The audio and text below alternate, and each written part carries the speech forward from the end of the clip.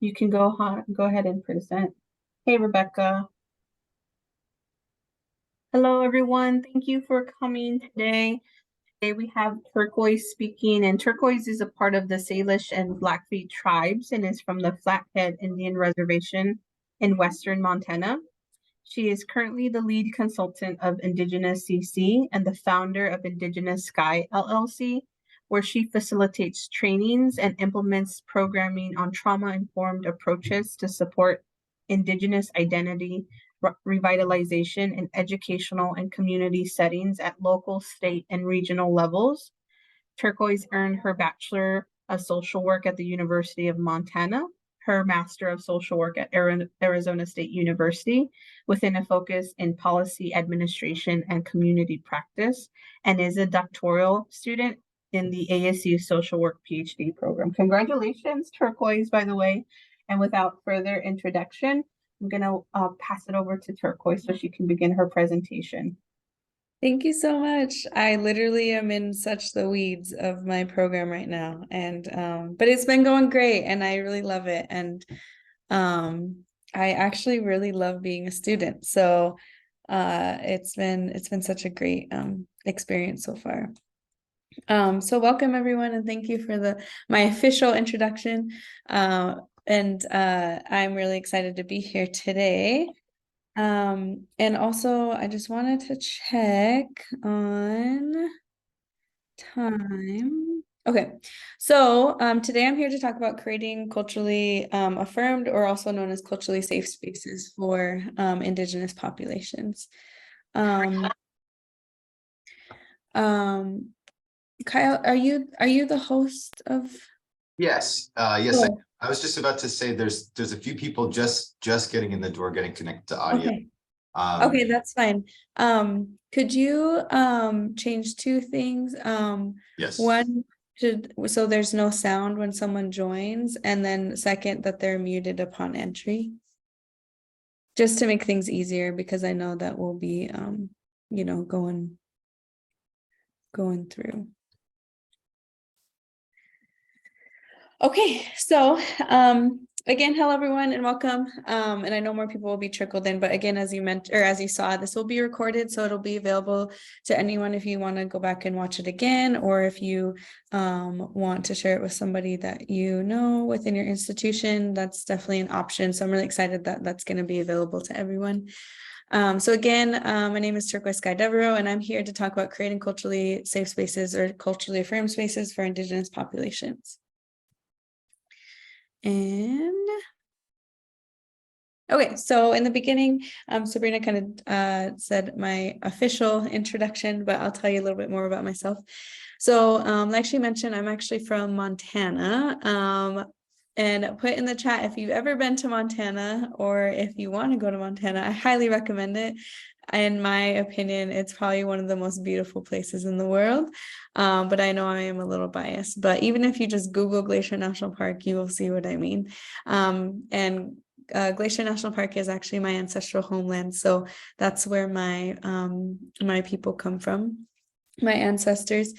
And so, but currently I reside in technically Mesa, Arizona, but in the Phoenix metropolitan area. And I've been here for about 4 years, and I moved here about 4 years ago to pursue my master's in social work. And now, like Sabrina mentioned, I just started the PhD program in the School of Social Work at ASU. So I'm going to be here for a little while longer. But I love it here. I love Arizona. And so I do want to start by recognizing that no matter where you are in the United States, you are on Indigenous land, and it's really important to recognize that, and also understand in what ways can you move forward with acknowledging that and advocating and really having a deeper understanding for what Indigenous people contribute to our life today and our society today. And you being here today is a part of that process. So thank you for being here. And I always keep this picture up here at the top because this is actually my ancestors, the Salish people, and this is where the University of Montana is now. And that's where I got my undergrad at, in Missoula. And so I always keep that picture there. To because they give me the pride and privilege to be here speaking to you. Also, if you want to introduce yourself in the chat, just your name, the department you work for, or in your tribal affiliation, if that's applicable, feel free to do that just so we can see who all's in the group. That could give us a good idea of who's all here. So like I said, I grew up in Montana. So if you look at this map of Montana, I grew up on this reservation here, the Flathead Indian Reservation, mostly. So my mom is Salish. This is the Confederated Salish and Kootenai tribes. We actually have more than one tribe on this reservation that I grew up on because we were put together. And then my dad is Blackfeet. So I partially grew up on the Blackfeet Reservation too, that borders Canada.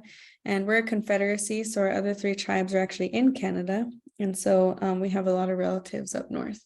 And I always say, we always think about how people cross borders, but we never talk about how borders cross people, because that also happens for some tribes in Texas and California and Arizona as well. And so, yes, I grew up on the Flathead Indian Reservation in a tiny, tiny town called Dixon, Montana. And it's so small that we don't even have a stoplight. And we say it's like 200 people counting the res dogs because it is so small.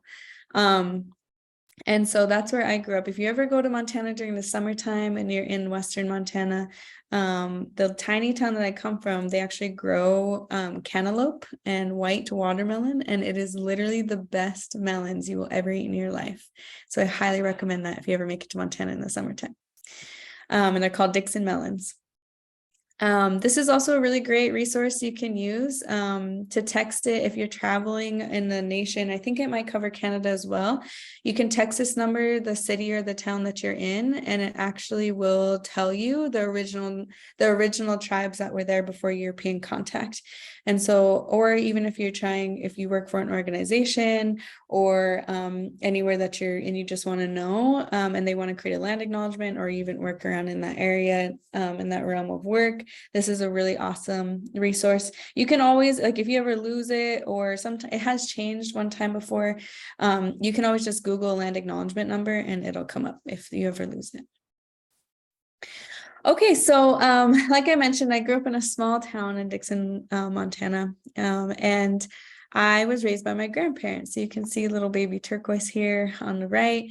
They raised, I'm the baby. I'm the last baby that they raised. And due to my parents' struggles with addiction throughout my life. And so my grandma Amy and my grandpa Bob, who are in this picture, these are my mom's parents. And I am the granddaughter and daughter of boarding school survivors. So if you don't know what boarding schools are, we will talk about that a little bit later. But my grandmother in this photo, she attended actually the first residential mission, or what we call mission school on our res.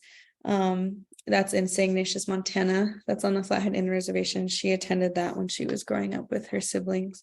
And then my father attended boarding schools. He went to many different boarding schools around the nation, but he attended boarding schools from the time he was 8 until he was 18. And so because of that, my father still struggles hearing or speaking the Blackfeet language because of his trauma due to boarding schools. And so I actually don't speak my language because of that. And that is just a couple of ways how I'm impacted personally by some of the things that we're going to be going over today, but we will see how this information that we learn, how it really impacts Indigenous identity too. And so the presentation is going to be broken up into, because I have a little bit more than an hour with you all today. And so we're really going to work hard together, all right? Because this is going to be a lot of information, and I'm just putting that out there right now. Not only is it a lot of information, but it is information that a lot of times, especially, I don't know if the handouts got distributed to the participants. If not, that's okay. I know that I think it was mentioned that you'll get them at some point, which that's totally fine. I'll be referring to some of the key terms that are in one of the handouts to kind of give you official definitions. But if you did get them and you got to kind of take a look at what we're going to be going over, you can see that a lot of this this topic is kind of hard. It is hard to hear, and it's probably going to spark some emotional reaction out of you, and whether you are personally impacted by this topic, or maybe you this is the first time you're learning this type of information. And so just being aware of that, because I do want to make this space a safe space for everybody, where your well-being, mentally, emotionally, and even physically is a priority. So if you need to mute me at any time, if you need to mentally check out, or if you need to physically leave the room that you're in, I totally understand, and that is okay. Because, in a lot of spaces where we care about others, and even if we're maybe in professions where we're helping others, we got to be okay ourselves. And I want that to be a priority in this space. Also, my one ask of you during this time, we will have a time, I want to leave time at the end to answer any questions and debrief a little bit after we go through all this hard information. But I do ask you during this time, when I'm talking, to practice critical thinking skills. These skill sets are just foundational skills that we should be using in our life to understand not only how we might naturally function and through our worldview, but how we do function, how it impacts others around us, and also understanding that other people have different realities than us because they probably function from a different worldview than we do. So the critical thinking skills that I want you to practice is self-awareness, self-reflection. Also, by identifying what emotions you're feeling, even if you want to say them out loud, or even if you want to write them down, that is totally okay. Maybe why you're feeling those emotions, and then what are you going to do with that emotion? And the reason why it's important to practice these skills, because the more that we practice them, the more that we're just going to do them subconsciously and consistently. And so that really just allows us to understand people come from different perspectives than we do. And also, if you don't want to forget questions, please write them down so you can have them at the end. Also, you please use the chat for any questions that you want to ask. I will be going through the chat at the end just to answer anything. Or if you have any reflections that you want to share with the group, please put them in the chat as well. I really just want this to be a really welcoming, safe space for everybody. Okay, so with that being said, this presentation that we're going to be going through is broken up into two parts. The first part is we're going to be going through an overview of history from an Indigenous perspective. So we're going to be going through the 4 stages of colonization. Colonization has happened around the world to many different populations. In the early 1900s, over 80% of the world was colonized. And in the official definition of colonization, the 2 main key words to that you have to you have to understand when you were talking about the act of colonization is establishing control, right? That means that a population is establishing control, and that it can only happen to Indigenous people. So that means that there's Indigenous people around the world that have experienced this similar 4-step process of colonization, because like I mentioned, 80% of the world was colonized in the early 1900s. So and also, not only have they experienced this, but they might experience some of the same effects that we do as American Indians here in the United States, that I'm going to talk about here in a little while. But this timeline of history, of course, we're going over hundreds of years of history, is going to be broken up into those 4 stages. And then the second part is really how these things continue to impact us today and our identity, and what does it mean to create culturally safe spaces. And then I'll leave you with some tools to use in your daily life and in the work that you do. Okay, so the first stage of colonization is exploration. And so before European contact, I do want to mention that, Indigenous people were thriving for thousands of years in the United States before European contact. And historians have many different numbers of how many people were actually here, but they say roughly around 45 million. So I mentioned worldview, right? And so one thing, especially as individuals, when we're trying to build our self-awareness, really practice those critical thinking skills, is to understand that there's different worldviews. And so a lot of BIPOC communities, Black, Indigenous people, color communities, they actually function from what we would call more of a collectivist worldview. So an example of that is a lot of times when you're making individual decisions in your life, the betterment or the health of your community or family is always a priority in that individual decision-making process. So that means that, for instance, I'm a perfect example of that, where I dedicated my entire career and my education to my community. And so when I was making that individual decision, right, to major in social work, when I first got in higher education, the betterment and the health of my family, my community was I valued that very, very high. It was a top priority in my decision making. And so that's an example of a collectivist way of thinking, a collectivist worldview. So we were colonized by a westernized worldview. And as you can see displayed in many times in our society in the United States, it focuses more on individualism. And so that doesn't mean that you're right or wrong, whether you do one or the other. It just means that the more awareness you have on kind of where you function from on that scale, because a lot of times it is a scale, right? Sometimes we adapt more westernized ways of functioning, especially as like a Native person, to make it through education, right? To make it through a westernized education system, I had to adapt some ways of functioning that way. And so that means that there's the more that we're aware of how we might function from those different worldviews is really, really important for us to understand how we impact others around us, and also have a better understanding of how other people have different realities than us. And so at this time during the Indigenous era, we were very non-materialistic. That actually the concept of money was introduced by the European population. I mean, there were some tribes that would have like monetary systems like shells and things like that, but the idea of money is actually still very new to our communities compared to the thousands of years we were here before European contact. Like I said, we were thriving. We were very self-sustainable. We had our own education systems. We had our own indigenous foods. Currently, there's 574 federally recognized tribes in the United States, and that's not counting state recognized or tribes who don't have any recognition at all. So there's still hundreds of indigenous languages spoken in the United States. And also because we are so diverse, it's very, very difficult to really generalize us because tribes are so diverse. Some might have similar practices or ways of living depending on the region or the area that they're originally from. But even like I mentioned, the Flathead Indian Reservation that I grew up on, the Salish and Kootenai tribes are both on that reservation, but we have different languages, we have different spiritual customs, even though we are put on the same reservation. And so having that understanding of how diverse we are is extremely important when serving Indigenous communities. So then we go into the first stage of colonization, which is exploration. And so this is really when European contact happened. And of course, as we always learn in a westernized education system about Christopher Columbus, which is not true, he actually didn't set foot on what is the United States today. He actually landed in the Caribbean. And the mass genocide that he committed to Indigenous people still has detrimental effects on those parts of the world today.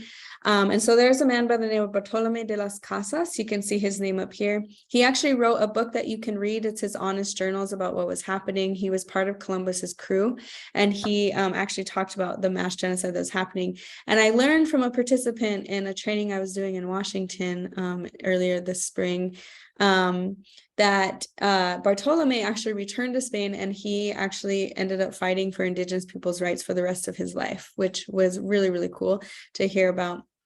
And so because of that genocide, though, there's Indigenous populations in the Caribbean that actually don't exist anymore and have since been replaced with slave populations at that time from places in Africa and then places in Europe who already had slaves. And so again, it still continues to have detrimental effects to people in that area. And then we get into the Plymouth colonists, which this is depicted in things like another romanticized version of history. If you can guess, the famous Disney movie, right? Pocahontas. That's what this time really is depicted in that movie. And again, like I said, it's a very romanticized version of history. It's not the Indigenous perspective, because if you follow the missing and murdered Indigenous women and girls crisis that's been happening in our community literally since European contact, and it's a direct result of colonization. Pocahontas is actually one of the first cases of that because she was stolen from her community at 12 years old. And so again, the way that these things are depicted aren't from an Indigenous perspective. But because those things, like I just mentioned, MMIWG or MMIP is literally still happening in our community. It's one of the largest crises that's happening, where people are going missing and getting murdered. And like I mentioned, this is the time that it started happening. And so many people say, this was so long ago. Why do we talk about these things? Why do we keep, bringing up this past? But it's important to understand that a lot of the things that were introduced to Indigenous communities at that time still have major impacts on us today. And that's things like alcohol, guns, sugar. We have the highest rate of diabetes as a race in the nation, and we did not have diabetes before European contact. So that is a direct result of colonization. And also, I use myself as an example because I am lactose intolerant. Majority of my family is lactose intolerant. And that's because we actually did not have cows until European contact. So I still have the same genetic makeup as my ancestors at this time because I still don't have the enzymes in my body to break down lactose. And so that's a perfect example of how these things, and it's important to understand this history so you know how it continues to impact us. A couple things I want to mention too is, as we know, Indigenous Peoples Day, that just happened on October 10th. A lot of cities and states are changing Columbus Day to Indigenous Peoples Day, which is so incredible, especially because truth telling is so important when we're talking about supporting Indigenous populations and understanding history from an Indigenous perspective. And same as this holiday that's about to happen next week, Thanksgiving, which a lot of people call Thanks-taking, because it is a celebration of genocide. When Thanksgiving first became a holiday, it actually was when the military would meet up with tribes and they'd actually just massacre them, and they started calling it Thanksgiving. And so there's tribes on the East Coast that don't celebrate Thanksgiving, and they actually do marches every year to give tribute to their ancestors who were impacted by that those historical happenings. But it doesn't mean that you can't celebrate Thanksgiving, right? It just means that the more you're aware of it, the more you share this Indigenous perspective, it sheds light on a version of history that literally gives justice to a population that is never talked about, and this erasure continues to happen. And so it's really important to do that because, I've been stuffing the turkey with my grandma at 5 a.m. since I was 12 years old. And so Thanksgiving was always such a huge holiday for our family. And I'm traveling home to Montana next week. And so I'm going to be stuffing the turkey again with my brother, because now if I don't show up for Thanksgiving, dinner does not get cooked. And so I'm really excited to go there, and I'm really excited to be home for that. Okay, so stage 2 of colonization is invasion. During this stage is when mass genocide happened to Indigenous people in the United States. The reason why this mass genocide happened was because the United States government needed ways to try to eradicate the Indigenous populations because they were inhabiting the land and the resources that they wanted to capitalize on. The official definition of genocide is the deliberate killing of a large group of people, especially those of a particular ethnic group or nation. And so these were deliberate, intentional acts of genocide. And they did this many different ways for a very, very long time. The first is biological warfare, which a lot of people, sometimes in U.S. history, we learn about smallpox, so that's a version of that. There's a man by the name of General Jeffrey Amherst who deliberately infected blankets with smallpox and delivered them to different tribes to do nothing but try to eradicate the population. There was massacres that happened to tribes all throughout the nation for a very long time. This picture here on the top is a picture of Wounded Knee Massacre. This was the last government issued massacre that happened in 1890. So just with my lineage alone, I'm actually connected to 3 different massacres that happened in the northern part of the United States. I'm connected to the Baker Massacre, the Sand Creek Massacre, and the Wounded Knee Massacre, just from my ancestral lineage alone. And so those are just some of the massacres that happened to the tribes that I'm affiliated with. And also, if you ever read the book There, I don't know if it's put in the chat if you ever read or heard of the book There by Tommy Orange. If you haven't, I highly, highly recommend it. It's a really good book, and it talks a lot about Indigenous identity, but mostly it talks about, he actually talks about the Sand Creek Massacre in the beginning of the book. And it is difficult to hear or read because you can listen to an Audible. He reads it to you on Audible. That's how I listen to it. But it gives you a good perspective of actually what was happening to Indigenous people of the area and how people were actually, the military who was killing them were actually celebrating after they would massacre them, and how that history now trends into today. So it's a really good book. I highly recommend it. And then another way that they committed mass genocide was eradicating indigenous foods. So if you look at this picture down here at the bottom, this is actually a picture of bison skulls. And so what the United States government did, because I come from tribes, and not every tribe, like I said, because we're so different, I only represent the tribes that I come from. But the tribes, what we call plains tribes, where the bison were originally from too, we were very self-sustainable off of the bison. And so we would kill bison. If you ever go to Montana or Canada, we have these places what you call buffalo jumps. You can still go there and you can visit them, but we would have buffalo runners that would herd buffalo and push them off the cliff, so multiple of them would die. And they actually, and that's how we would survive, literally even winters, because as we know in the plains, right, coming from Montana, I hate the snow, I hate the cold. That's why I love Arizona so much. I love Phoenix so much, but the winters are really harsh. And so we would kill multiple bison so that we would have food for the winter and blankets. And we would use every single part of the bison as tools and everything like that. And so what the United States government did at this time is they eradicated 98% of the bison that were in the northern part of the United States, because this is also the time that the railroad was being built. But once they took away that main food source from those tribes, in order for those tribes to stay alive, they had to rely on the federal government. So the government then had power over those tribes. On the Blackfeet Reservation, just outside of Browning, Montana, which is the biggest city on the res, there's a place called Ghost Ridge that you can go and you can actually visit them, and or you can visit the site. And what it is, it's a place where they have a story there that you can read, and they talked about how in this field there was piles and piles of dead bodies because people were starving to death, and this was what they called starvation winter, and it was a direct result of the eradication of the bison. And the Blackfeet tribe had multiple starvation winters. And so after this happened, if you've ever had commodities, put in the chat if you ever had commodities in your life, or if you know what commodities is. Commodities is actually a food supplement program for low-income families. You'll see commodities a lot on reservations because they were written into treaties as a food supplement program for after they eradicated a lot of the indigenous foods. I grew up on commodities. I ate a lot of commodity cheese. If you all know that golden brick of cheese, it's probably the most processed cheese you'll ever eat in your life, but it is so delicious. Yes, commod cheese. It is so good.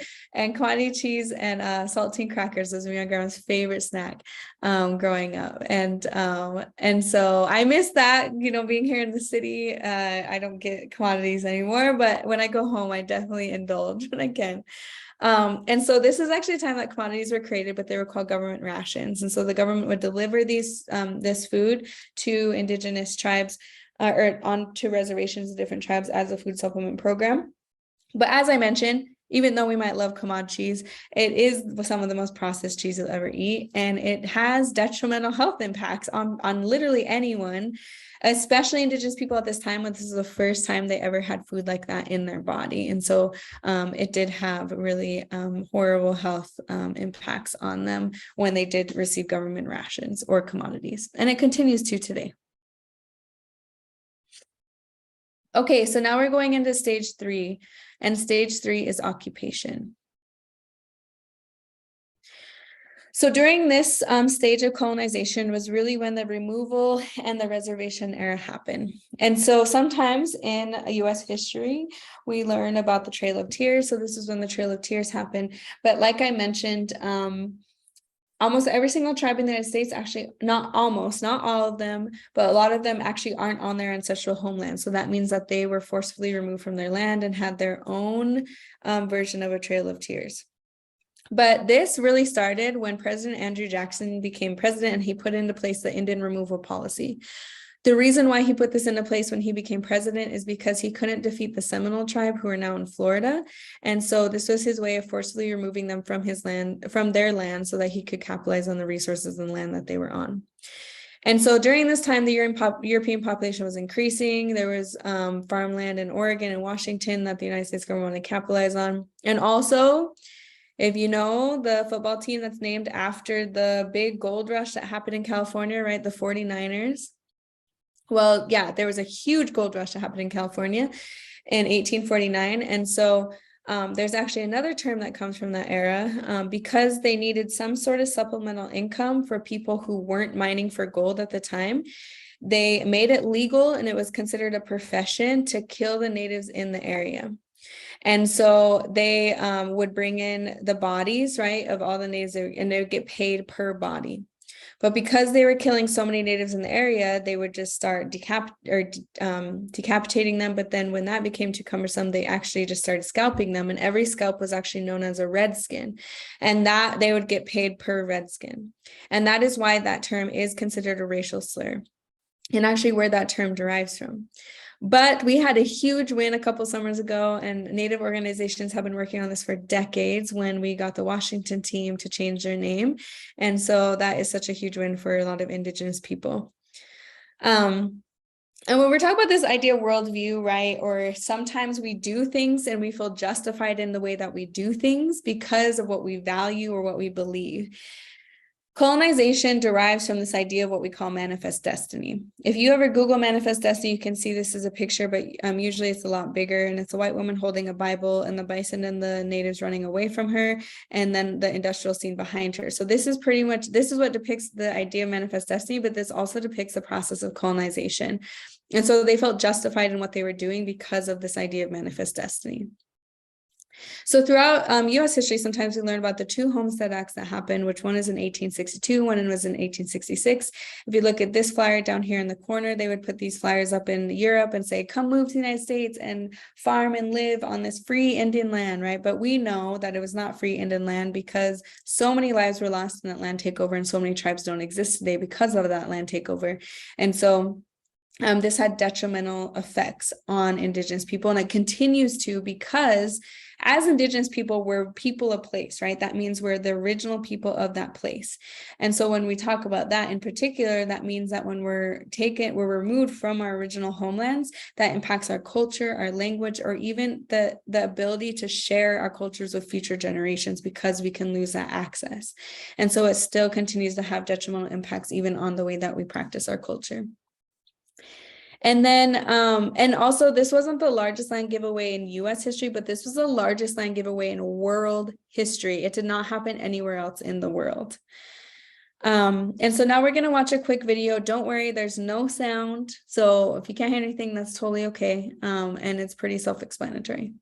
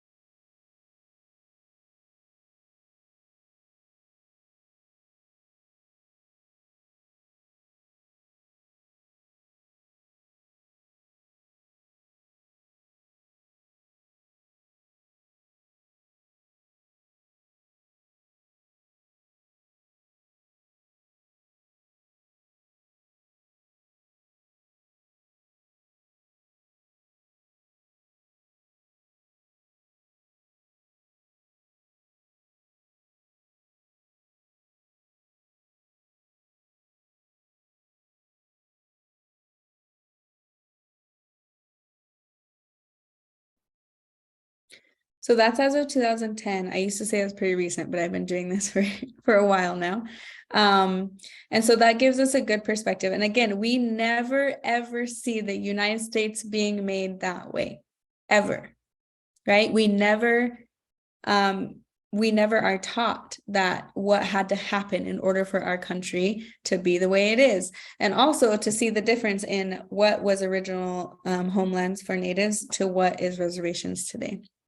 And also, you know, there's 574 federally recognized tribes, but that means that you can only have land if you're federally recognized. So tribes who are state recognized or don't have any recognition at all don't even have that privilege, right? And so, so keep that in mind as well. Okay, so stage 4, we're moving right along. Stage 4 of the colonization process is assimilation. The official definition of assimilation is the process in which a minority group or culture comes to resemble those of a dominant group. Now, this is an act of assimilation that was very intentional to commit cultural genocide. And so the official definition of cultural genocide is any deliberate act committed with the intention of destroying the language, religion, or culture of a group. And so this happened, again, very intentionally to get rid of the indigenous ways of living and functioning and even knowledge, right?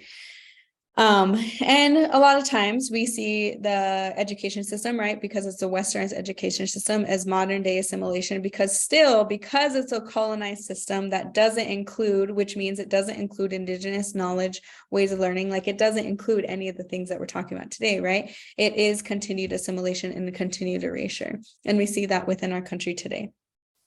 But we see that in most systems in our country, because that is how systemic oppression, systemic racism works. And so one of the biggest acts of assimilation that was inflicted by the US government is the boarding school era. And like I mentioned, I am directly impacted by this era. And how it began was in the 60s, churches on some reservations, not all reservations, already had mission schools or boarding schools where they were, quote unquote, educating Native children. And so, but the government caught wind of this, and so they started funding these churches. And so, so sometimes during the week, the children would go to the boarding school or mission school during the weekend, and sometimes go home to their family on the weekends, or sometimes they would just stay there. And so, and then also sometimes families would miss their children so much that they would actually just pick up camp and just camp right outside the mission school, boarding school. So this picture here at the top depicts that. And actually the mission school in the background, that's actually the mission school that my grandmother attended when she was young, which is on the Flathead Indian Reservation still today. You can go there. And like I mentioned, that was the first mission school on our reservation. But because these children were still in their communities and they were still around their families, this assimilation process wasn't happening fast enough. And so what the United States government ended up doing was they created off-reservation boarding schools. The first off-reservation boarding school was Carlisle Indian School, and the school's motto was "Kill the Indian and Save the Man." So this picture here in the middle is the famous picture of Carlisle Indian School. There was actually a policy that was put into place by our federal government called the boarding school policy, where children were mandated to attend these schools. If they didn't, sometimes the government would hold back things such as government rations or even housing and things like that, so that they had to send their children to these boarding schools. Sometimes they would literally just bring buses to reservations and put children on the buses, and sometimes their parents wouldn't know where they were for years, or if they passed away, they would have no idea that they passed away. And then we also have to understand the perspective of parents and caregivers at this time, because our ancestors were going through so much, right? And they were not only going through so much, but this was probably the most hardship that they've ever experienced through in their life, just being Native. And so for them, they thought maybe, and especially because they didn't really know what was happening in these boarding schools or mission schools at the beginning, they thought maybe this was an opportunity for their children to understand really how to navigate this other world, right? And so sometimes they would send their children to these boarding schools. But regardless, if you ever come to Phoenix, there's a Phoenix Indian School, which is also one of the largest off-reservation boarding schools. You can still go there and you can still visit it. And it's on Indian School Road. And so that's still here in Phoenix. But a lot of people don't know that it was one of the largest also. So like I said, this was an intentional act of cultural genocide. And I like that someone mentioned ICWA, because yes, I'm going to mention ICWA when we get down to laws and policies, because that's huge and that's happening right now. And so yes, this was intentional acts of cultural genocide. So a lot of times when these children would go to these schools, their hair would be cut, the clothes that they would come in would either be burned or sent back home. They would sometimes be bathed in bleach because they thought they were dirty. They would be forbidden and a lot of times beaten if they spoke their language, and they would deliberately get separated from their siblings or their family that they came with, so they could not be around them anymore. Like I mentioned, my father, he spoke Blackfeet before he spoke English, and he still to this day, he's in his 60s. He gets very emotional even when he hears it sometimes, or even speaking is very difficult for him because of what he experienced in boarding school. And so on record as of today, because, you know, these children were experiencing, you know, had really high levels of abuse, sexual abuse, physical abuse, emotional abuse, and psychological abuse, because they were literally being told that who you are as a person, you cannot be that. You cannot be a Native person. And no matter how much they would try, they could not get rid of that, because that's literally who they were. And so, on record as of today in the United States. And I don't think that this number is actually that accurate because of what's happening in British Columbia. Because like I mentioned, colonization happened all around the world. So to our relatives in Canada, to the First Nations people, they also went through the boarding school era, what they call them residential schools. And recently, I think it was last summer, there was Native organizations that literally were saying, you took our children, they never came home, and we don't know what happened to them. And so they've been getting people to dig up foundations of old residential schools, or even they got to the point where like burning them down. And I believe last time I checked, I think they've touched 11 schools in Canada. And I think there's close to, I saved this in my phone because this is the last statistic I saw of this particular stat. And I don't want to say wrong. Okay. So they've only touched 11 schools, and they still have 128 to go because there's 139. And they found approximately 10,000 children remains that were unmarked and not talked about in just 11 schools. And so because that's happening in Canada, I know that, you know, similar things happen here in the United States. And you can always read stories of boarding school survivors. They're really, really hard to hear, but they're still part of our communities. They're literally people who are like, it is my father, right? And even me growing up, my dad never really talked about what happened to him in boarding schools, probably until like the last 4 years of my life. But it was horrendous. And honestly, I know he's not able to tell me everything that's happened to him, but it has a direct impact on even how I make decisions in my life, because it affected his ability to be in my life growing up. But like I mentioned, on record as of today, the United States, it's reported that approximately 200,000 Native children died in the boarding schools in the United States. But again, like I mentioned, I don't think that's that accurate because of what's happening in Canada, and because our government is barely even scratching the surface of acknowledging that they did this to our communities and our ancestors.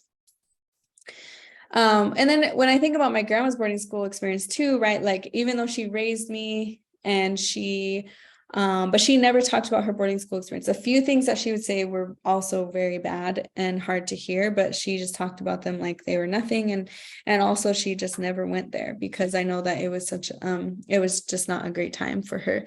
And so, like I mentioned, you know, like, there's been horrible things that would happen in these boarding schools. And there's a lot of books. There's like a series, I think there's a series of books.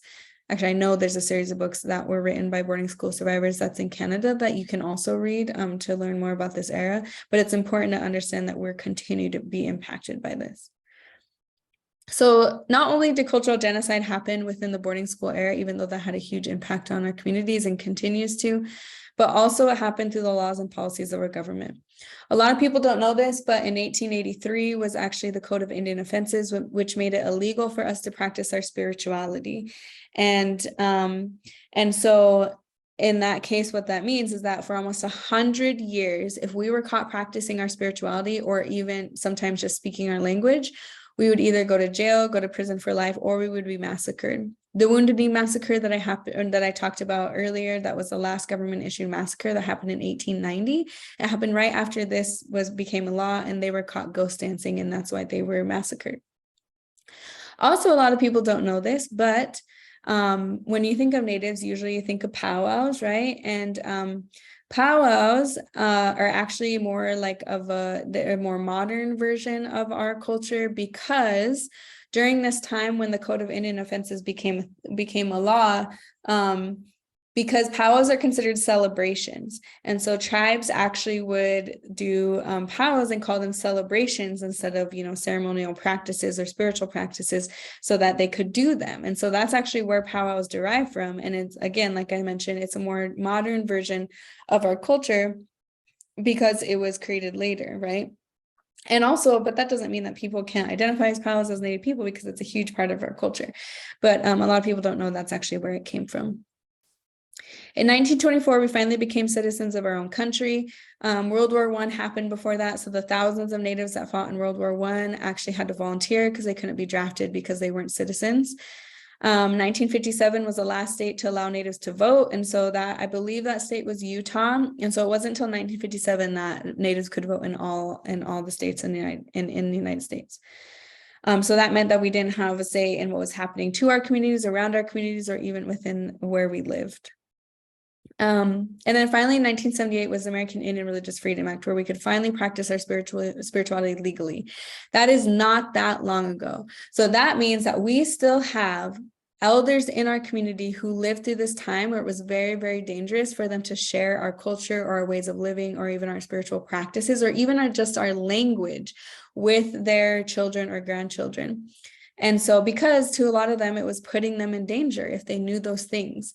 And so even this impacts the access to culture, right? Access to getting, elders or having elders, overcoming that fear of even sharing our cultural practices or spiritual practices or even our language with generations after them. Because, like I mentioned, they lived through a time where it was very, very dangerous. And so it also continues to have an impact on our culture and our language. And also, when we think about trauma, then when they took away those spiritual practices, they also took away the way that we'd been healing for thousands of years before European contact. And our ancestors at this point had been experiencing some of the most hardship that they ever experienced in their life, yet they couldn't use the way that they've been healing for thousands of years to overcome the most trauma that they've ever had.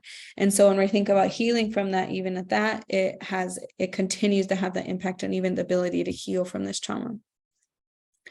And also the thing I want to mention too, actually a couple of different things, because I don't have them listed. I don't have time to list all the laws and policies that have been imposed upon our population. But a couple that I do want to mention is also, like I mentioned in the chat, ICWA, the Indian Child Welfare Act, was enacted also in 1978. And so today, Native children are still 20 times more likely to be placed in the child welfare system because of historical injustices and also systemic racism, systemic oppression, because the child welfare system is a westernized system. It is a colonized system that does not include any cultural adaptations for any population that doesn't belong to the larger society. And so what that means is they created ICWA, the Indian Child Welfare Act, in 1978 to protect Indian children who are in the child welfare system, to make sure that those children are actually being placed with Native families instead of non-Native families, so that we're not repeating history and we're not using it as an assimilation practice. Because during I think it was the 70s, there was actually the Indian Adoption Project where the United States government used the child welfare system. Social workers go on the reservations, they would take Native children and they'd place them with white families as an assimilation tactic. So you see how these things that we think are so great in our country, especially as social workers, actually they were used as tactics to do these things to certain marginalized communities. And so that is also a reason why we see such high rates of Native children in the child welfare system. And so ICWA was created to protect Native children, and so that their stay in their community, we're not perpetuating these historical injustices and oppression, and we're actually making sure that they're being raised in houses that know how to support their identity and who they are so they can be more successful. Unfortunately, people don't think that that is important. Also, people think that they should have access to any child that they want. And so there's people that have been deliberately trying to dismantle ICWA for decades because they say, in their words, it is a racist policy, which it has nothing to do with race, because tribal communities are sovereign nations. They're a political entity, and we have the right to protect our children, and that's what ICWA does for us. But people believe that that is not right and that they should have access to whoever they want. Also, people don't learn this history, so they don't understand the importance of it. And also, if you didn't know, the adoption agencies make thousands of dollars off of Native children. The adoption business, right, is actually worth more than the NFL in our country. If you ever heard of the movie called Blood Memory, I highly, highly recommend it. But it talks about the Indian Adoption Project in a boarding school era, but they are very transparent about and it talks about the attacks on ICWA. And they talk about how a native children is worth a native children, I think, is worth, I don't want to quote Terry Cross, but in that movie, he says it is worth literally thousands of dollars for these adoptions agencies. If they get access to native children, they're going to be making way more money. And that's one of the main initiatives too, that they want to do. And that's why they want to get rid of ICWA. So it's more than just people wanting access. It actually has to do with money as well. And so it's just shedding light on how this is so important. And I know it just happened in the Supreme Court. This family, again, is trying to say that they want to adopt this child. And it's so complicated. If you don't understand how tribes work, and even if you don't understand blood quantum, it's going to be really difficult for you to understand how ICWA works. And that is exactly what's happening in this country. Even though the United States government forced blood quantum on us in order for us to even have land or even be able to have jobs back in the day. And so again, I don't have time to talk about blood quantum, but that's a whole nother, you can Google it, but it's a whole nother way. And also that's how ICWA works, is through blood quantum. If children are able to be enrolled in tribes dependent on their blood quantum. And so anyways, yeah, it went through the Supreme Court just recently. And it has literally devastating, it has the potential to have devastating effects on our future generations, and also on the potential to just keep perpetuating the same oppression that keeps happening. And it's because of erasure, right? It's because we don't learn these things. And also it's because people in their privilege think that they have to have access to everybody. And that's not right. That's not correct, right? We don't always have access to everybody. And it's an attack on the sovereignty of tribal people, because that means that as sovereign nations, we don't have a say in what's happening to our children. And that is super scary, because then that can have detrimental effects to even Indian law, right? As sovereign nations, we get to also sometimes, we can have our own judicial systems. We can have our own, even when we talk about, even the departments that each tribe has, because they're a sovereign nation, and that government to government relationship, that literally can undo those things. And so it has detrimental effects. And I'm sitting here because it's happening right now as we're speaking. And you as an ally, or you as an Indigenous person, can educate yourself, and you can help us fight for this to make sure that it does not get dismantled, so that we do not have this same thing happening to our Indigenous children. Okay, now that I'm off my soapbox, but again, that's a very important thing to really understand and get on board with, especially as an ally, especially as a Native person. Another assimilation tactic that I want to mention that was in our laws and policies was the Relocation Act, which a lot of people don't know about that either. But if you read the book There by Tommy Orange, he actually talks about the population that he focuses on is the urban Native population in Oakland. And the reason why there's a large urban populations in Oakland and Minneapolis and Phoenix and some parts of Southern California and Denver is because of the Relocation Act. So the Relocation Act was this program the federal government would offer to different tribes, and they would say, hey, move to the city and we'll have jobs for you, and you can, have this new life, and you can get off the reservation, all these different things. But then once natives would be a part of those programs and they would move to the city, and you'll read this in there, he talks about how literally they had to build everything from the ground up, because a lot of things weren't offered to them. They didn't have those things in place when they moved to those cities.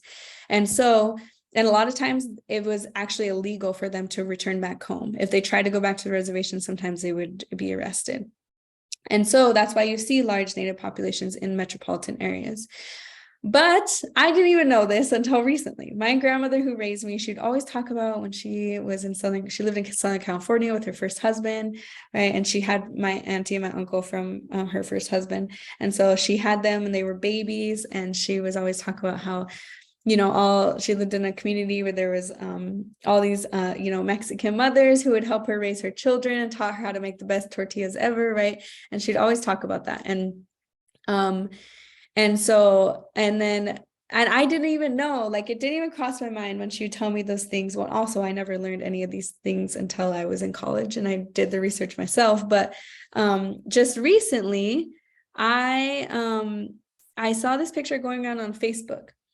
And it was of this man who was like in his regalia. It was like a really old black and white picture. And I was like, oh, and my cousins kept sharing it, but I didn't like put two and two together to actually read it, right? And so I finally, one of my closest cousins, she shared it. She's like, this is my grandpa Mike. And I was like, wait, this is my grandma's first husband, right? Not my grandpa, but their grandpa. And I was like, oh, okay, maybe I should read this. And so so I read it, and it was a picture of him in his regalia. And it was when him and my grandma were part of the relocation program that our tribe had, and they're relocated to Southern California. And he would dress up as in his regalia, and he would walk around Disneyland, and they would pay him to be a real life Indian in Disneyland. And that was his job when they actually got relocated to Southern California. And so this picture of him was when he used to work at Disneyland. And I had no idea. Like, it blew my mind. And it was so interesting that I'm directly impacted by that relocation area. And I didn't even know that, right? But again, that was another assimilation tactic that was put into place by our federal government. And somehow, with my grandma's rebel spirit, she made it back to the res, and I'm here today because she made it back to the res. So I'm very grateful for her. And so that also has, continues to have impact on a lot of natives today, especially when we're talking about even, living or working with urban native populations in cities. Okay, so I just skipped by a quiz because we don't have time to do it, but there is a worldview quiz. I might actually send it to you guys, Kyle, so you can distribute that as well. It's just like a quick quiz that you can do on your own that kind of gives you an idea of where you lie on that scale from like individualistic to collectivist, so it can build your self-awareness. So I'll send that. It's really self-explanatory, but that's something you can do on your own just to build your self-awareness. Because, right, as we're going through this, you're practicing those skill sets, right? Having that self-reflection, self-awareness, maybe writing down things that things that you've learned, or even maybe why we don't learn these things, and what emotions you're feeling, and maybe why you're feeling those emotions. Okay, so impacts today.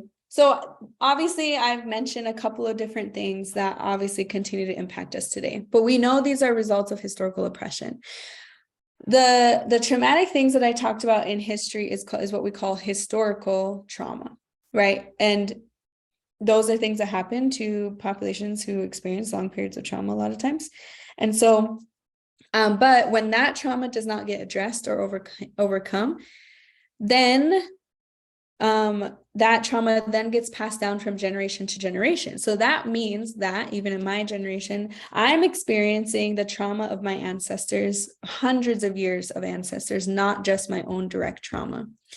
And so sometimes, because we're not only dealing with our own trauma, especially because, like I mentioned, they took away one of the main healing sources in our life when they did the Code of Indian Offenses. And so we didn't have the opportunity to overcome a lot of that trauma. And literally, our ancestors were in survival mode for hundreds of years. They literally just had to survive. And so when we're talking about how that then transcends in our community today, you can see it come out in a lot of negative coping mechanisms, because not only do we not learn this history, because we a lot of times go through the same westernized education system as everybody else. The only time that we would maybe learn this history is if maybe we had a native teacher on our res that actually took the time to teach it. But we go through the same education system. So we don't even know, we never learn what actually happened to our ancestors, or even what happened to our people in our family that continue to impact us, right? And so that healing component still is in process. And so we can see how these negative coping mechanisms impact American Indian communities today, such as, alcoholism, substance abuse. We have the highest rate of suicide as a race in the nation, and we did not have suicide before European contact. So that's another direct result of colonization.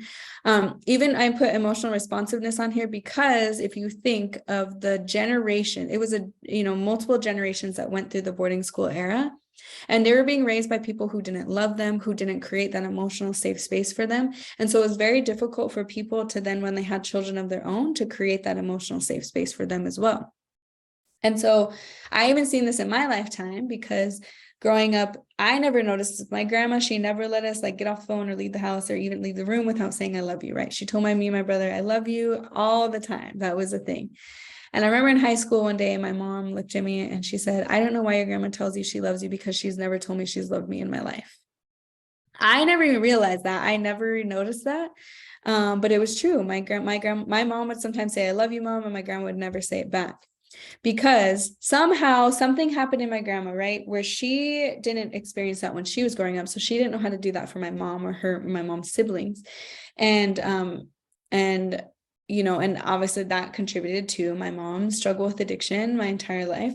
And also, but something clicked in my grandma's mind that she knew that she had to do that for me, my brother, even though she couldn't do that for her own children. Because I tell you, I am here today because of my grandma and her influence in my life and her ability to overcome that in order to provide that emotional safe space for me. And so I've even seen this within my own lifetime. Thankfully, the last couple of years before my grandma passed away, she did get to the point where she was able to say, I love you to my mom, which honestly has played such a huge role in my mom's healing process as well. And then also poverty is a big thing, because a lot of tribal communities struggle with poverty. But again, we were forced into poverty because we were forced to rely on the federal government, and also because we're not materialistic before European contact. That also plays a huge part of it. And overcoming that process and that cycle of poverty is very, very difficult. And there's been studies, which is called epigenetics. There's a book called The Telomere Effect, where they've done research on populations who have experienced long periods of trauma. And they showed that it actually has changed their biology. And so in our double helix of our DNA, in the part that where we perceive our environment, because we've experienced hundreds of years of trauma and it's still in there, it actually, Native people are born and their mind thinks that they've already experienced direct trauma when they haven't. And so a lot of times that's how it also impacts our daily living and how we cope with that trauma that's not ours. And so what does this look like when you're implementing this in practice, or even when you're wanting to support Indigenous populations? Right? Because we just went through so much information. We literally just went through hundreds of years of history, right?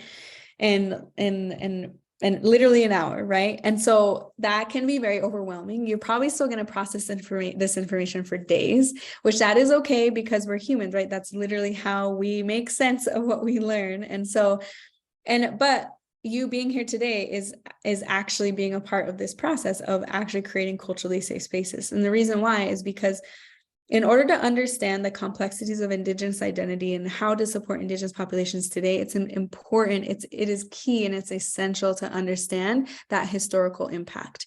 Because as Indigenous people, right, so the official definition of culturally safe is an environment where there's no assault, challenge, or denial of someone's identity, of who they are, what they need. So it's that shared respect, shared meaning, shared knowledge and experience. So it's really learning together and you're truly listening.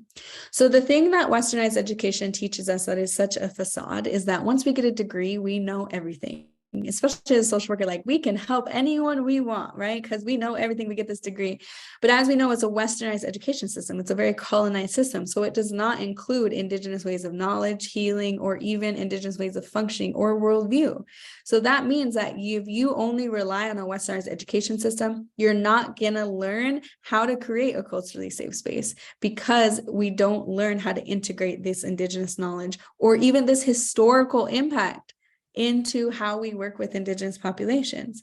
And so what that means is it breaks away from this facade of cultural competence, right? And as a social worker, we're taught competence all these ways, but there's no way that I can be competent in everybody's culture. No way. I'm a human, right? There's no way. And even it's not even possible for a population I don't belong to, because I'll never know what it's like to be a part of that population. And so what you do is you go into these spaces and you learn from people that you serve, because you know that they're experts in their life and they're experts in how they identify, especially Indigenous identity.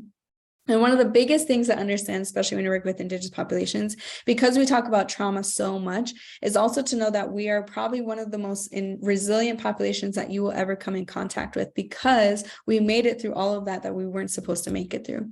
And so within that epigenetics, that research that they did, that Native people, even though it has changed our biology, it also has changed our biology in a way that we're actually able to experience hardship in our life and it not impact us to the extent that it would impact a non-native. So we actually embody resilience. Not only are we surrounded by our communities that embody resilience because we're still here and we're still thriving and we still have our community and our worldview and our beliefs and all of these certain things, but we actually embody resilience. And I tell Indigenous youth that all the time that I work with is you have every skill set in you already to make it through any adversity that you're ever going to experience.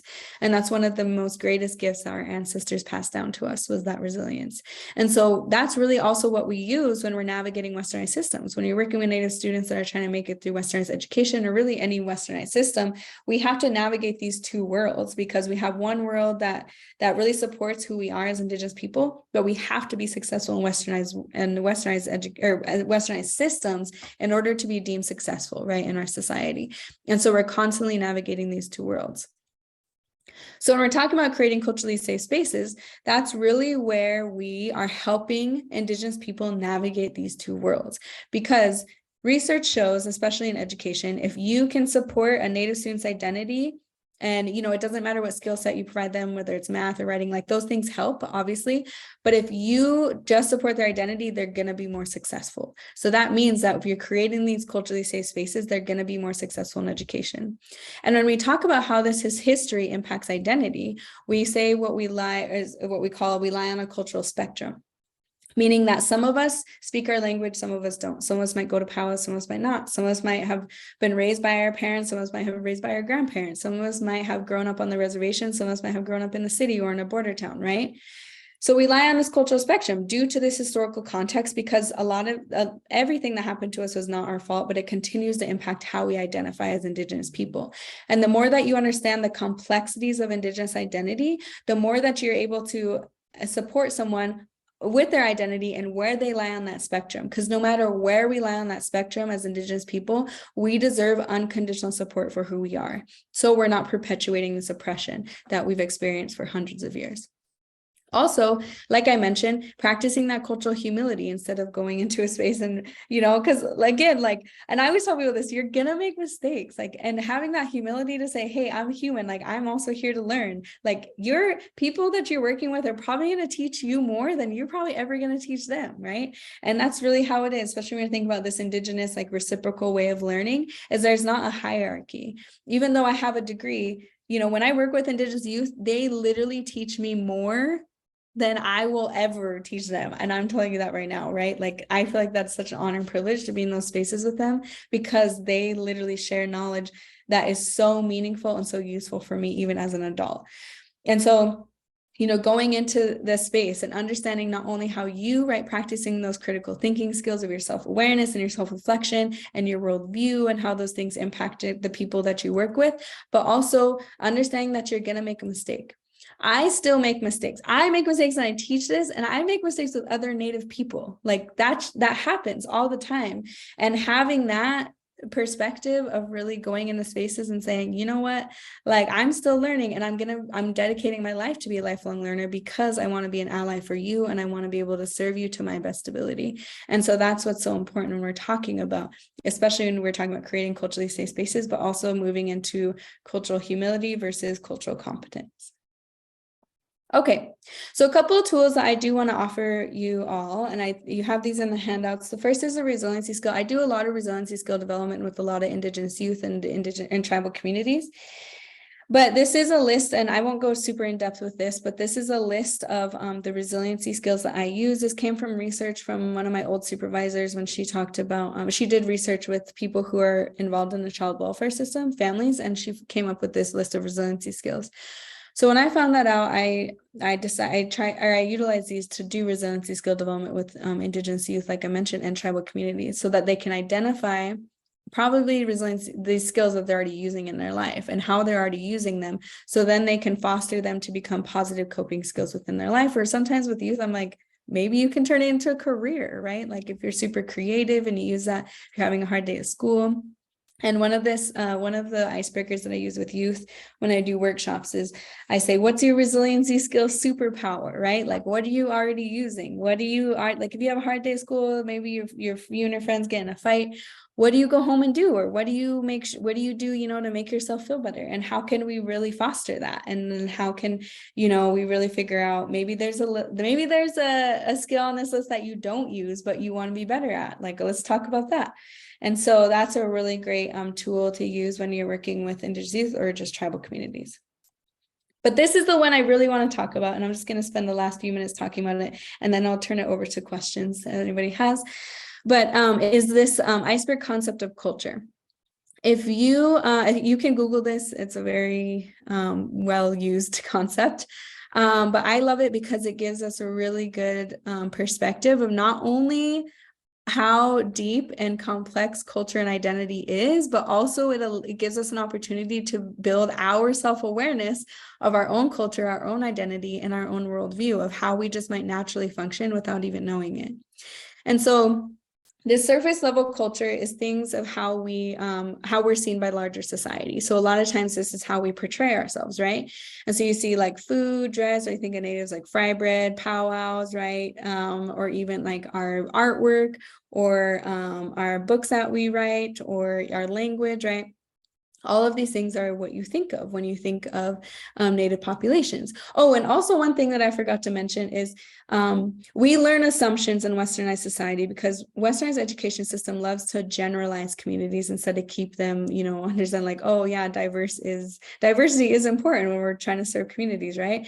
And so a lot of times, a lot of these assumptions or generalized things that we learn actually probably are more on the surface level of culture, right? Because that's how we're portrayed in larger society. And so, but again, if you're going into spaces and you're only using those assumptions with Native people, it's most likely that you're going to challenge or deny their identity, because what if they don't align with those assumptions, right? Then their thought might be like, oh, well, maybe I'm not Native enough for this person, right? Because I don't meet that assumption. And so that can actually be more of a hindrance than helping anyone that you work with if you only go in with assumptions and you don't learn from the people that you serve, right, about their identity.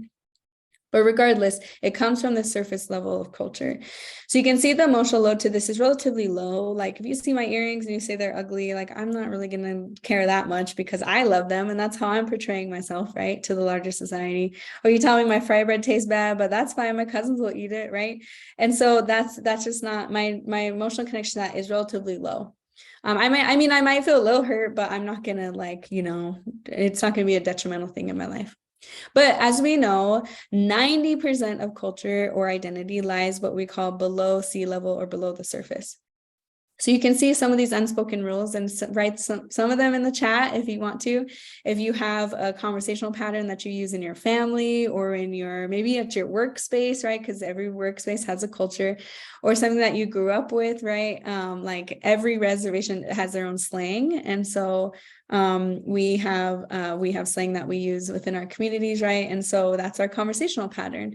And then also concept of time. And I'm here to validate any person on here who runs on people of color time or Indian time, what we call it, because that means that you run on polychronic time. And so if you're late for things all the time, which I am, that's totally okay, because that just means that you value time differently. And it's probably you're right, because it's under sea level, which means sometimes when things challenge that, like when I had students and they couldn't make it to class on time and they were going to fail a class, like I had a student come to my office and she was crying and she was like, I don't think I can do this. I don't think I can get a degree, because that system was challenging her how she naturally functioned, right?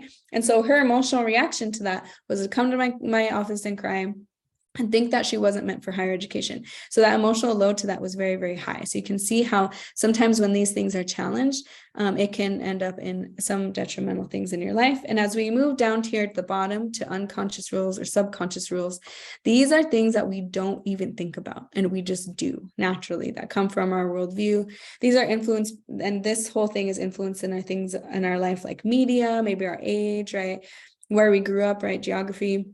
the culture we grew up, right? If our racial or ethnicity, and then also even religion or spirituality, right?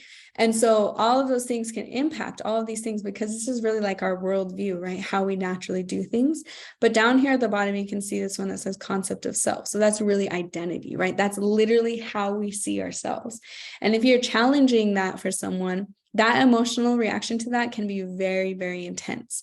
For instance, they might never come back to you for services, or sometimes like we don't have control over how people react to their emotions, right? And so they could even get physical, like that happens too, right? And so when we're thinking about creating culturally safe spaces, it's important to understand, like, what are you going to take into account, or what are you maybe not taking into account? And also, what are your values to every single one of these things, so you can build your self-awareness, right? And I hang this in every office that I work in, especially because I work with a lot of Native students.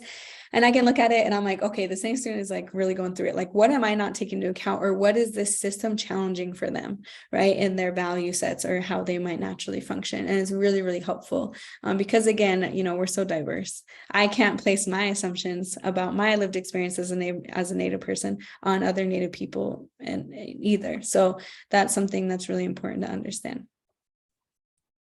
Okay, so I always like to read this at the end, and it's every Native born into this world is a victory against colonialism and attempted genocide. You are the resistance, you are hope made flesh. So that's all I have for you today. I want to open up for questions and debrief, but also, again, the couple books here, there by Tommy Orange, is a very, very great, good book. Carlisle versus the Army is another really awesome book.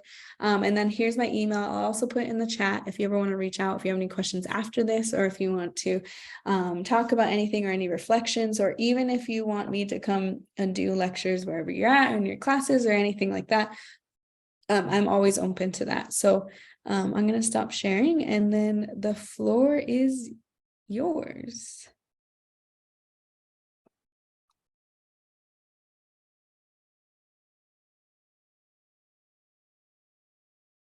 Thank you, Kai.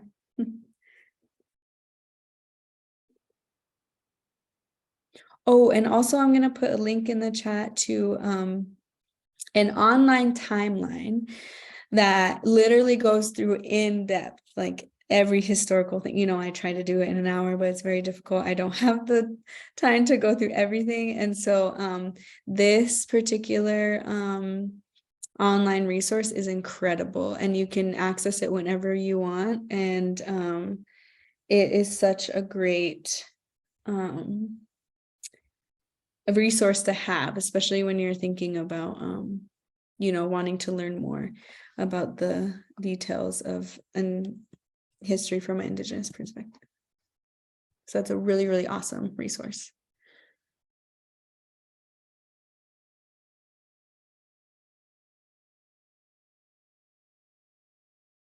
Thank you. That is a great resource, just like skimming it.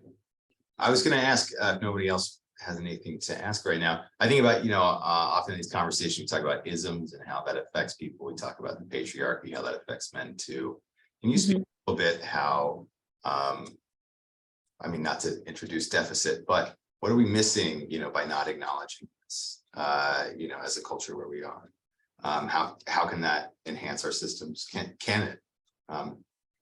To create. Yeah, there's like a huge movement, and I know it's like such a buzzword too, like what we call like decolonizing spaces, or like decolonizing systems, which there's this video that I found on actually, it was on my Instagram, and it's of course because like cultural safety was coined by like a Maori nurse in New Zealand. So obviously New Zealand's like Indigenous everything, right? And so it's this group from New Zealand that talked about like the act of decolonization.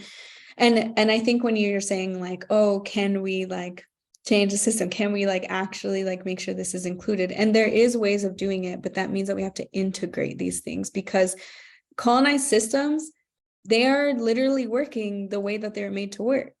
Like, it is a colonized system for a reason. And that means that colonized oppression, colonized racism, systemic oppression and systemic racism was what they are meant to do. That's why they're created the way that they are. And that also creates erasure, right? And this is all erasure. And then it has detrimental effects on even providing services, especially as a social worker, right? Like people don't even take into account that they have to learn all these additional things that they don't learn in the classroom, because we tell people once you get a degree, you know everything.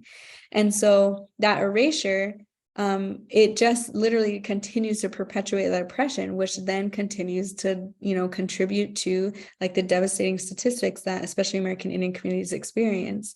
And so they're part of the problem at that point.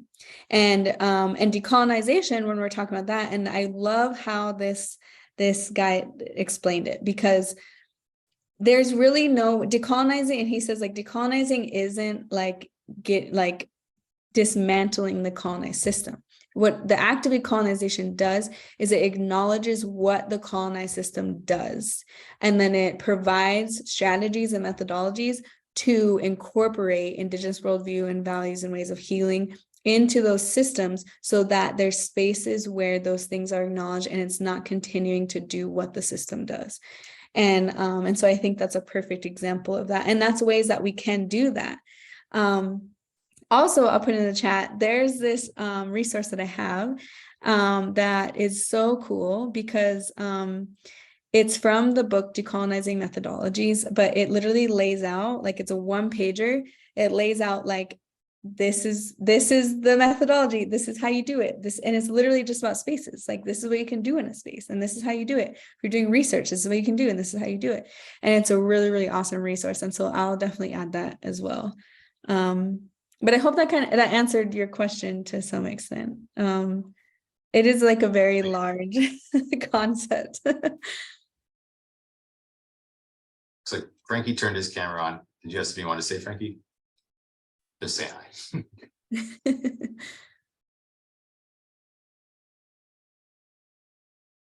Oh, we can't hear you. I don't You're know. muted. Oh. Sorry, my bad. I was just saying, it was a great presentation. There was some things I didn't know about, and you just went over some things that I already knew. But it was overall, it was a really great presentation.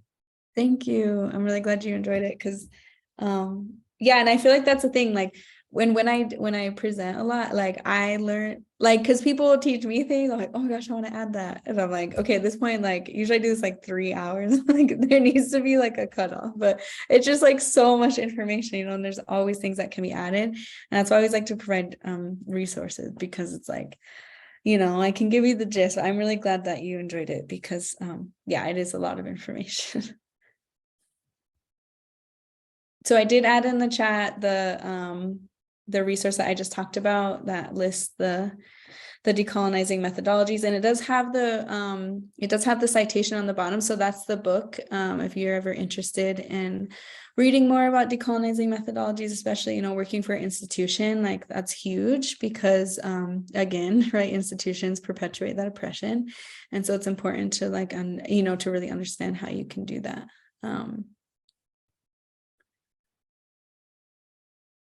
Thank you, Miranda. I'm so happy you could be here. I'm just always so grateful. And honestly, I like smaller groups like this, because it's like more, interpersonal, and like it's definitely easier to manage the chat. And so that's really helpful. But I did appreciate like the feedback, throughout the chat, especially yours, Frankie. It made me really feel like I was hitting some good points. And then also the ICWA. Obviously, I went on a whole rant about that, but it's important because it's happening literally right now. And actually, yeah, it came from Texas, most of it. So that's another important thing to understand. So thank you for Margaret for putting that in the chat. And I saw Kyle, Frankie, you added the link to Blood Memory. Yeah, so if you haven't watched that, I know they have a PBS version, because I know it got put on PBS. That was a film that I advocated for when it first came out. I know the producer, director, he's non-native. He worked really closely with Sandy Whitehawk, who the documentary is about, and he lived on the rest for a very long time with her, and he put in a lot of work, and it's an incredible documentary. And it actually talks about, because it was talking about one of the It shows both sides, and it talks about ICWA because Sandy was part of the Indian adoption project, and she was taken from her community at a really young age. And so she does work with her community of like bringing people back and, you know, getting introduced to their community again if they were part of the Indian adoption project or even the boarding school era, and really having ceremony POWs and things like that for communities to accept, you know, bring those people back home. And so it's really awesome. And but it does show both sides because it also shows a Native lawyer who is actually working to dismantle ICWA as well. And so it's a different perspective for sure. It's an incredible documentary. I highly recommend it. Thank you, Sky. I'm so happy you could be here. But yeah, I guess if nobody else has any questions, that's awesome. Again, please reach out if you have any more questions, comments. I know sometimes like you don't want to say it, you know, when you're in the session. But I always enjoy hearing from participants that participate in my training. And also I'm always a resource, so please reach out for anything. I hope you all have a wonderful rest of your day. And again, this is recorded, so you have the opportunity to watch it again if you need to. You need to process more of this information.